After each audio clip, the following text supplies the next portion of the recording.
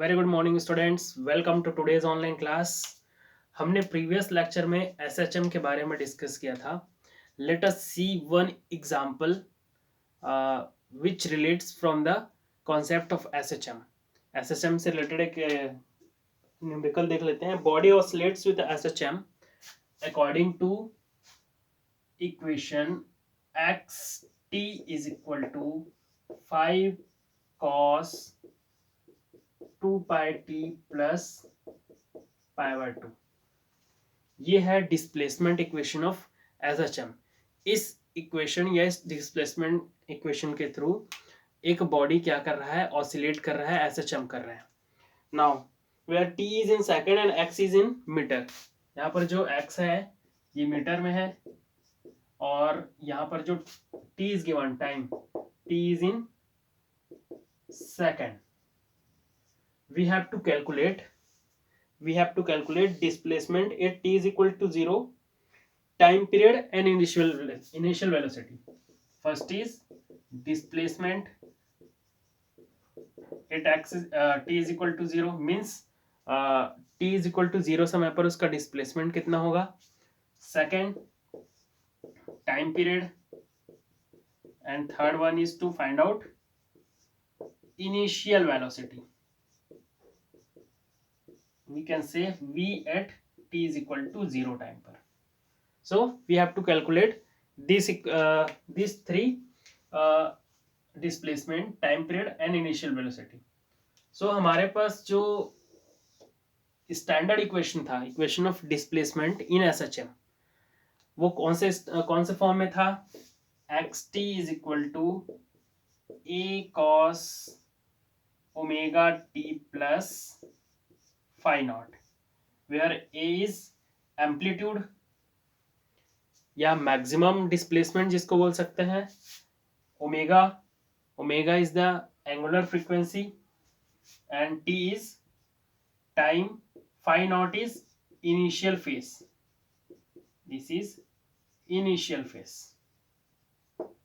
हमारे पास ये इक्वेशन गिवन है. इस इक्वेशन को इक्वेशन 1 से कंपेयर कर देते हैं. Comparing,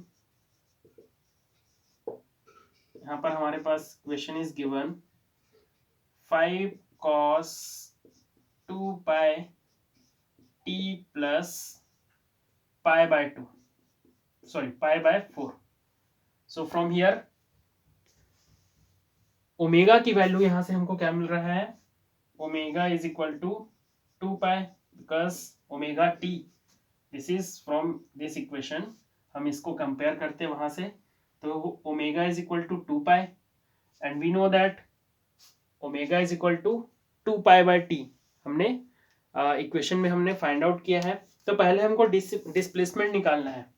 we have to calculate displacement x t 5 cos, ये इक्वेशन है, at t is equal to 0 या t is equal to 0 time पर हमको क्या फाइंड आउट करना है, डिस्प्लेसमेंट. तो हम यहाँ पर वैल्यू रख देंगे t is equal to 0. So x 0 because हमने टी इज इक्वल टू हमने क्या रखा हुआ है, 0. देन 5 cos 2 पाई, यहाँ पर टी है, टी के जगह हम फिर से 0 पुटअप कर लेंगे, plus pi by 4. We will get 5 cos, ये 0 हो जाएगा, pi by 4 and cos pi by 4 is equal to 1 upon under root 2. So 5 into 1 upon under root 2. This will be 5 upon under root 2. This is displacement. X is in meter. So ये क्या हो जाएगा, metre. Displacement at t is equal to 0. हमने first find out कर लिया displacement by comparing the equation which is given to the standard equation of the SHM. xt is equal to a cos omega t plus phi naught. Phi naught is the initial phase. Now time period. So फिर से compare करेंगे. Omega is equal to हमको मिल रहा है 2 pi and we know that omega is equal to the 2 pi upon t. Which is angular frequency, ये हो जाएगा 2 pi. So from here t is equal to time period is equal to 1, और t किस में है, second में है, तो ये क्या हो जाएगा 1 सेकंड, या यूनिट ऐसे एस लिख देते हैं 1 second, this is the time period. Next one, to find out the initial velocity, to find out the initial velocity, velocity is equal to rate of change of displacement, rate of change of displacement. So we can be written as like dx upon dt, and we have a standard equation, what, a cos omega t plus phi naught। जब हम इसको differentiate करते हैं तो क्या हो जाता है, ये हो जाता है a omega sine omega t plus phi naught. Compare कर लेंगे यहाँ से, या इसको हम डिफरेंशिएट कर लेंगे, यहाँ पर इसको ना रख के हम डायरेक्टली हमारे पास जो इक्वेशन गिवन है उसी को रख लेते हैं, 5 cos 2 पाई टी प्लस 5/4।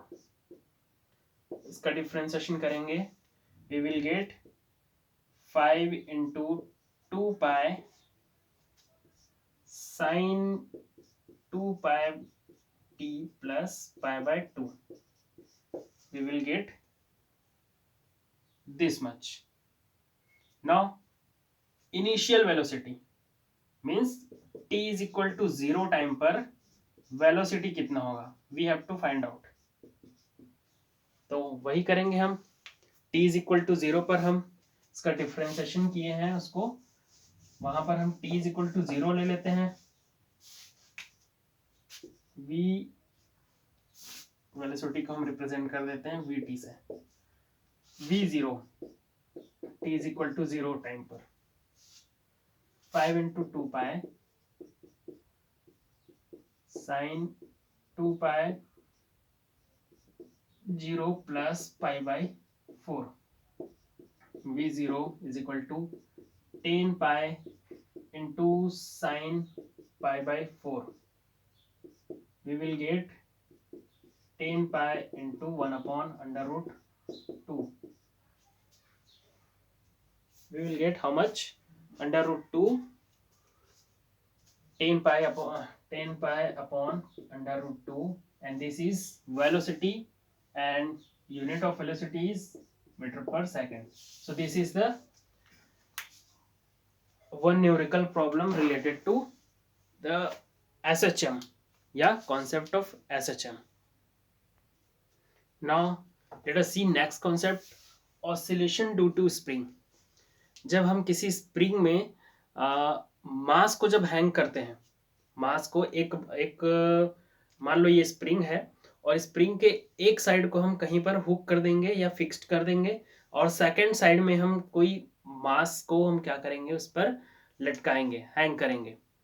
तो इस केस में क्या होगा कि वो अपने मीन पोजीशन से या अपने इक्विलिब्रियम पोजीशन से थोड़ा सा शिफ्ट होगा, और ऊपर नीचे हम जैसे हम छोड़ेंगे उसको दूर ले जाके थोड़ा सा, मतलब थोड़ा सा स्ट्रेच करने के बाद हम उसको छोड़ेंगे, तो वो ऑसिलेट होगा अबाउट इट्स मीन पोजीशन, अपने इक्विलिब्रियम पोजीशन के दोनों साइड में क्या करेगा, वो ऑसिलेट करेगा, and it can be horizontal और वर्टिकल।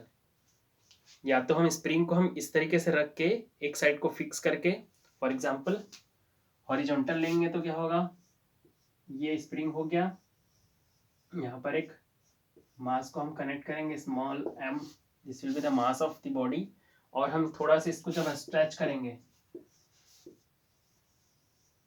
ये स्ट्रेच करने के बाद यहाँ से हम छोड़ेंगे, तो ये इस डायरेक्शन में ऑसिलेट होगा, इसके मीन पोजीशन के दोनों साइड में इस तरीके से ऑसिलेशन होगा।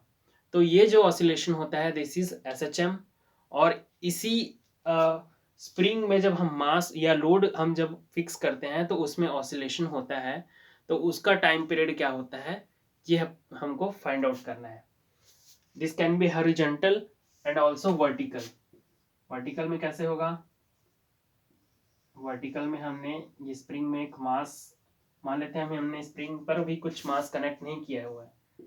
जैसे ही हम इस पर एक मास कनेक्ट करेंगे, ये थोड़ा सा नीचे शिफ्ट हो जाएगा अपने इक्विलिब्रियम पोजीशन से। यहाँ पर अभी ये इक्विलिब्रियम पोजीशन पर है, मास को हमने वहां से नीचे शिफ्ट उसमें लटकाया तो थोड़ा सा नीचे शिफ्ट हो गया। मान लेते हैं ये एक्स डिस्टेंस शिफ्ट हुआ है यहाँ से इसके मीन पोजीशन से, और उसको हम छोड़ेंगे तो फिर ऊपर जाएगा और ये मीन पोजीशन पर ऑसिलेट करेगा। तो ये जो केस होता है ऑसिलेशन ड्यू टू स्प्रिंग, जब उस पर हम मास कोई हैंग करते हैं, या लोडेड स्प्रिंग बोल सकते हैं इसको, लोडेड स्प्रिंग। जब इस पर हम कोई मास हैंग करेंगे तो हम दोनों ही केस में देखेंगे कि इसका जो टाइम पीरियड होता है वो कैसे होता है। So let us see for the horizontal oscillation of a body on a spring. First, horizontal oscillation. horizontal oscillation में हम क्या करेंगे?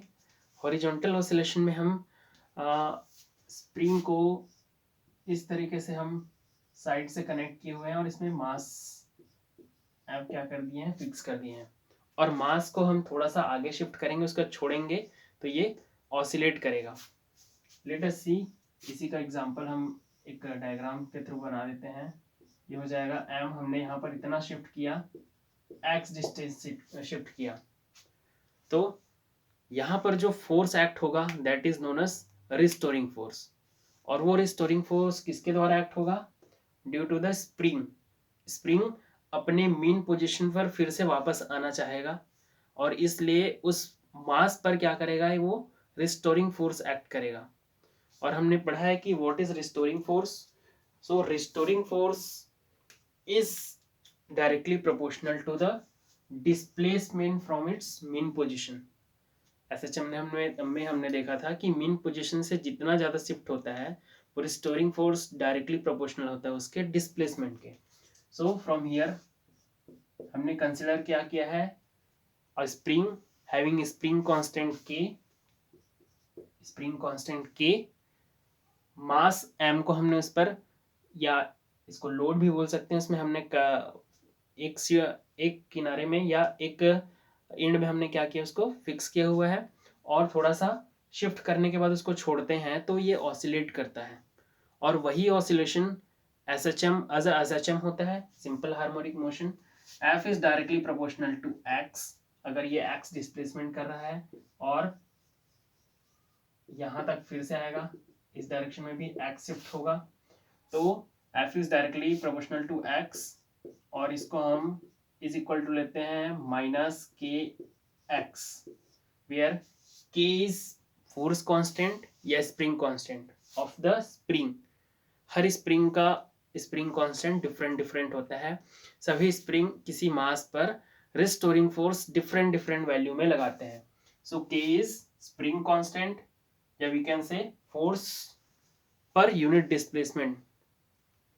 फोर्स कांस्टेंट को इस तरीके से डिफाइन करते हैं, force per unit restoring force per unit displacement.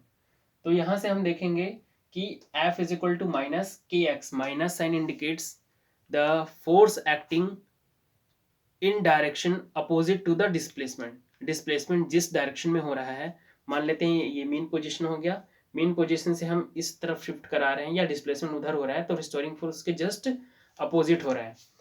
अगर फोर्स डिस्प्लेसमेंट इधर हो रहा है तो रिस्टोरिंग फोर्स इसके मीन पोजीशन के साइड में, मीन पोजीशन डायरेक्शन में लग रहा है। तो यहां से क्या हो जाएगा, F इज द फोर्स। अगर x हो रहा है डिस्प्लेसमेंट, तो वेलोसिटी एंड एक्सलरेशन हम फाइंड आउट कर सकते हैं। वेलोसिटी क्या हो जाएगा, velocity is equal to dx upon dt, and also acceleration, acceleration is equal to d square x upon dt square. And we know that force acting on a body having mass m is equal to mass into acceleration, mass into acceleration, m into d square x upon dt square. This is force acting on the mass.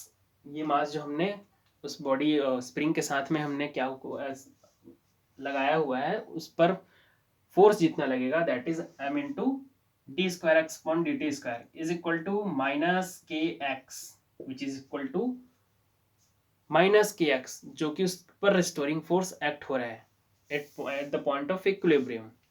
सो यहां से हम solve कर लेंगे d square x upon d t square plus k x is equal to 0।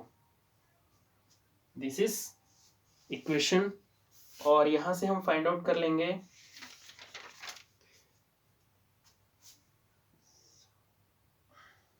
this can also be written as d square x upon dt square is equal to minus k upon m x. This can be written as like that, or this shows that the acceleration is proportional to the displacement. यहाँ पर जो acceleration हो रहा है this is acceleration is proportional to the displacement. जितना ज़्यादा displacement होगा उतना ज़्यादा उसका एक्सीलरेशन होगा।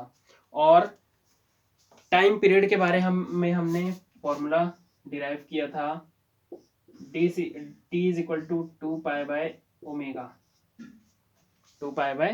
ओमेगा। या फिर हम इसको यहाँ समझने के लिए हमारे पास जो इक्वेशन ऑफ मोशन आया था इसको इस तरीके से लिख सकते हैं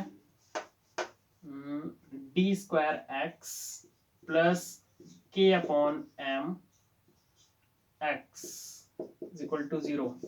ये हमारा डिफरेंशियल इक्वेशन के फॉर्म में आ रहा है d square x upon d t square plus omega square x is equal to 0। Time period, we have to find out time period. T is equal to omega 2 pi by omega is equal to हमने देखा था omega is equal to under root के upon m. This is value of omega. तो यहां से हम put up कर लेंगे t into 2 pi and upon under root के अपॉन एम, या ये हो जाएगा, यहां पुट कर देते हैं t is equal to 2 pi under root m upon k। This is the time period of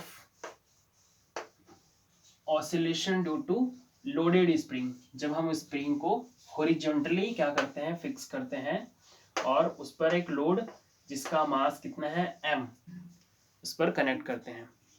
late us see frequency. What is frequency? Reciprocal of time is the frequency. So frequency can be calculated as like 1 upon 2 pi under root k upon m.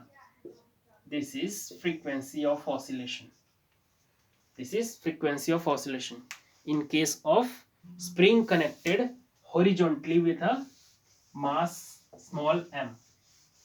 Now let us see when spring is connected with a loaded a mass in vertical direction. If spring is like that and we connect a small m mass at the end of one spring and spring constant is small k, what will be the time period if spring is suspended vertically? यहाँ पर ये बोल सकते हैं कि यहाँ पर जो मास है हमने पहले ये इक्विलिब्रियम पर है, अब इस पर हमने मास सस्पेंड किया तो यहाँ तक आएगा। इसके इक्विलिब्रियम पोजीशन से मान लेते हैं कि ये डिस्टेंस d तक क्या हो गया, शिफ्ट हो गया, d तक शिफ्ट हो गया। This is small m। अब यहां से ये ऑसिलेट नहीं करेगा क्योंकि हम यहां पर ऐसे हैंग किए हैं, यहां पर आके ये इक्विलिब्रियम पोजीशन पर फिर हो गया क्योंकि eight the point of equilibrium weight of the body having mass m, mg is बोल सकते हैं इक्विलिब्रियम में हो जाएगा किसके, स्प्रिंग के थ्रू उस पर जो रिस्टोरिंग फोर्स लगेगा उसके। तो mg is equal to minus k d, where k is spring constant of this spring and d is the displacement when we connect a mass at the one end of spring। अब यहां से हम देखेंगे कि oscillation यहां पर नहीं होगा। ऑसिलेशन कराने के लिए फिर हम इस मास को थोड़ा सा नीचे स्ट्रेच करना पड़ेगा, स्ट्रेच करेंगे और छोड़ेंगे, तब ये क्या होगा, ऑसिलेशन होगा। तो लेट अस सी, हम इस स्प्रिंग को हम यहां से कुछ स्ट्रेच कर देते हैं, स्ट्रेच कर देते हैं यहां पर यहां तक। तो इसके डी पोजीशन से ये एक्स डिस्प्लेसमेंट करता है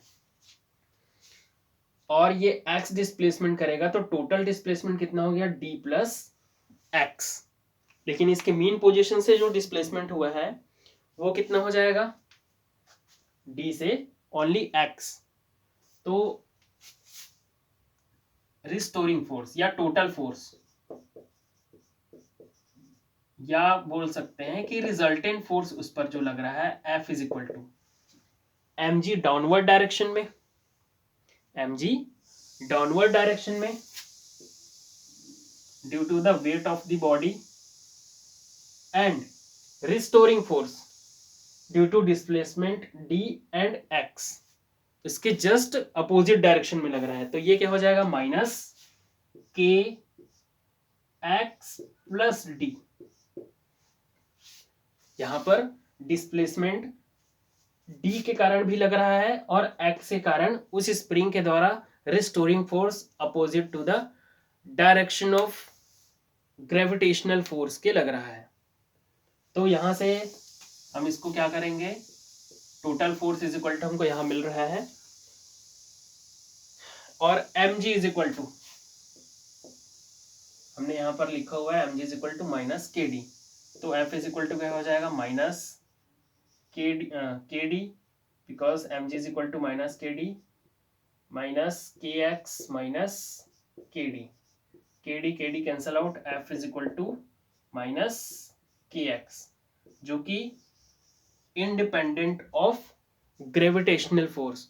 तो स्प्रिंग में हम जो लोडेड मास है चाहे उसको हम हॉरिजॉन्टली सस्पेंड करें या वर्टिकली सस्पेंड करें, हॉरिजॉन्टली रखें और उसको ऑसिलेट कराएं या वर्टिकली रख के सस्पेंड करा के हम उसका ऑसिलेशन कराएं, there is no effect of gravity on the SHM या no effect of gravity on the spring oscillation of loaded spring. यहाँ पर ग्रेविटी का कोई जी या जी की वैल्यू कहीं पर नहीं आ रही है, F is equal to minus k x. तो यहाँ से हमारा टाइम पीरियड क्या हो जाएगा, because F is force acting on the mass और ये हो जाता है d square x upon d t square m d x square upon d square x upon d t square is equal to minus k x. फिर ये equation of SHM बन जाएगा like differential equation of SHM plus k upon m x is equal to 0, जहां पर हम consider कर लेंगे k upon m is equal to omega square और ये omega square that is square of angular frequency d square x upon d t square plus omega square x is equal to 0। This is differential equation of SHM। यहाँ से हम find out कर लेंगे time period because we are having omega is equal to 2 pi by T और sorry 2 pi by T तो है ही, हमारे पास यहाँ मिल जाता है K upon M under root के अपॉन एम या omega square is equal to K upon M. 2 pi is equal to 2 pi T is equal to 2 pi by T 2 pi by 2 pi by omega sorry 2 pi by omega. तो हम यहाँ पर omega की value put कर देंगे how much omega is equal to under root k upon m, under root k upon m, and this can be written as 2 pi under root m upon k. This is the time period of oscillation which is similar to the in case of horizontal displacement and in case of vertical displacement. It means there is no effect of gravity या acceleration due to gravity on the oscillation due to loaded spring.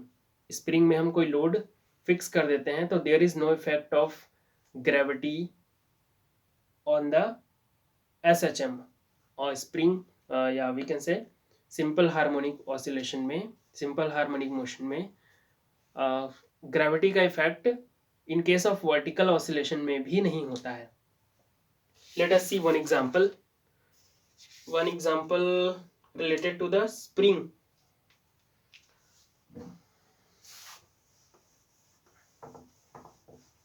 So question is that spring is compressed, how much it is given? A spring is compressed by 0.2 meter.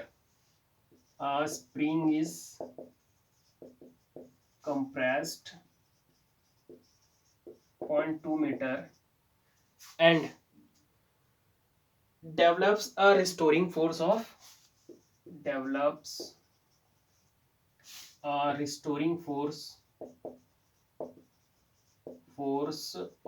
25 Newton. Here restoring force is given. A body of mass 5 kg is placed over it. A mass of 5 kg is placed over it. We have to calculate, we have to find out that is depression of spring under the weight of the body. First हमको depression find out करना है. Depression of spring means spring is given like that. इसका spring constant is given how much? Swing constant is not given. Restoring force of spring is given. So restoring force means F is given how much? 25 Newton. And mass of 5 kg. So when we put a mass over this spring, so small m is 5 kg. तो ये कितना depression होगा? पहले जहां पर था हम यहाँ पर हमने मास कनेक्ट नहीं किया हुआ है. जैसे ही मास कनेक्ट करेंगे ये थोड़ा सा नीचे शिफ्ट हो जाएगा, कुछ डिप्रेशन होगा. तो ये डिप्रेशन कितना होगा वही फाइंड आउट करना है. Next is force constant. We have to find out the period of oscillation if the body is in distributed. So first of all we have to find out second we have to find out force constant. हम सबसे पहले force constant ही find out कर लेते हैं. y अगर ये vertical direction में हो रहा है तो हम इसको कंसिडर कर लेते हैं जो डिस्प्लेसमेंट हो रहा है. स्प्रिंग इज कंप्रेस्ड, पहले कंप्रेस्ड हो रहा है, कंप्रेस्ड तो y is equal to 0.2 metre. Displacement हो रहा है कितना? 0.2 मीटर. कंप्रेस हो रहा है उसमें भी डिस्प्लेसमेंट होगा. F is given 25 Newton which is restoring force. We know that F is equal to minus ky. Kx, x is displacement, ky, y is displacement. Y is given. यहाँ से हम minus k या k is equal to F upon y minus F upon y. यहाँ से हम calculate कर लेंगे. Negative sign show only the direction, इसलिए हम अगर निगेटिव साइन को सिर्फ वैल्यूज के लिए फोर्स कांस्टेंट निकाल रहे हैं, हम उसका जो न्यूमेरिकल वैल्यू निकालना है तो हम सिर्फ वैल्यूज को कैलकुलेट करेंगे, निगेटिव साइन को इग्नोर कर देते हैं. 25 upon 0.2. This is in Newton and this is in meter. And we know that the unit of force constant is Newton per meter. We will get how much? 0.2, 25 upon 2 into 10, how much? 25 into 5 is equal to 125 Newton या 125 Newton per meter. Yeah, we can write here meter inverse. This will be the force constant. Now we have to find out displacement.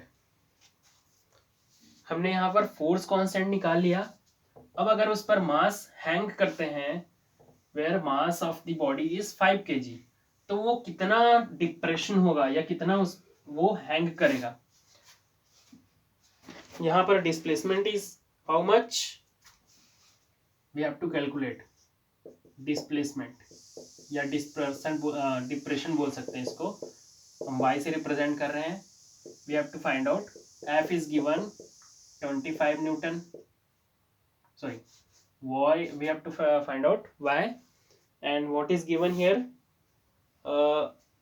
F. We have to calculate first.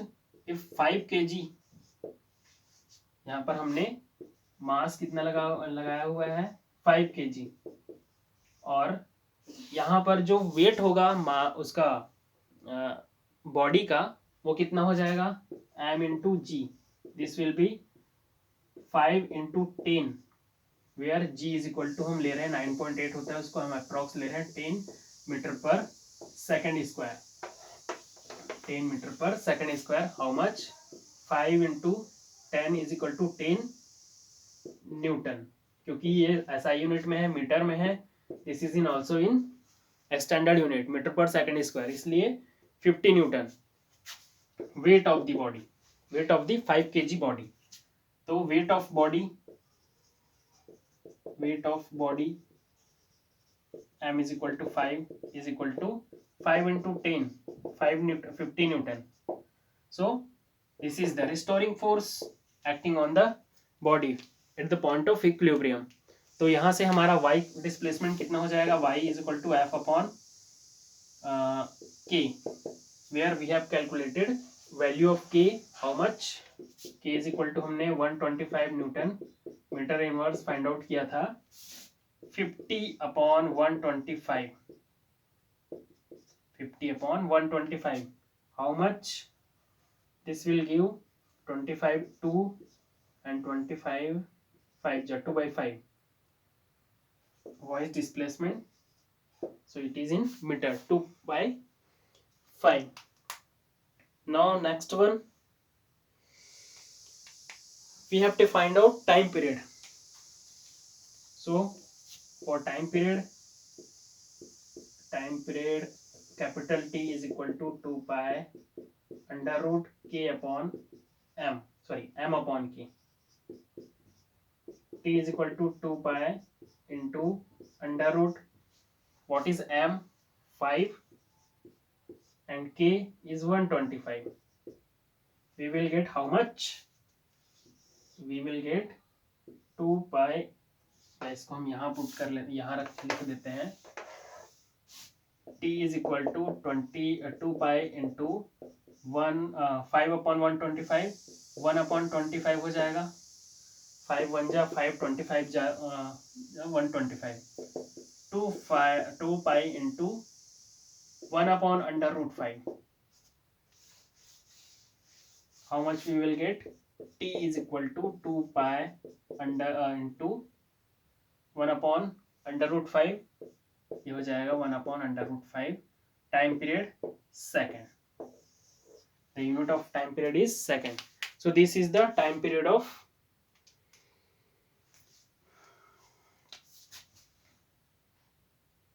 sorry 1 upon under root 25. ये under root 5 हट जाएगा यहाँ से मिलेगा only 5. तो 2 pi upon 5 time period. This is the concept of oscillation in loaded spring. Spring के में हम अगर कोई लोड हैंग कर देते हैं, या अगर हम उसको हॉरिजॉन्टली थोड़ा सा डिस्प्लेसमेंट करेंगे तो वो ऑसिलेशन करेगा, या तो हम उसको वर्टिकली हैंग करने के बाद उसके मीन पोजीशन से थोड़ा सा हम क्या करेंगे, उसको फ्लक्चुएट करेंगे, तो फिर वो क्या करेगा, ऑसिलेशन करेगा. और दोनों के केस में टाइम पीरियड सेम आता है. टाइम पीरियड का जो फॉर्मूला है वो सेम होता है. There is no effect of gravity in case of vertical oscillation also. Vertical oscillation में भी इसमें ग्रेविटी का इफेक्ट नहीं होता है. So that's all for today's online class. Thank you one and all.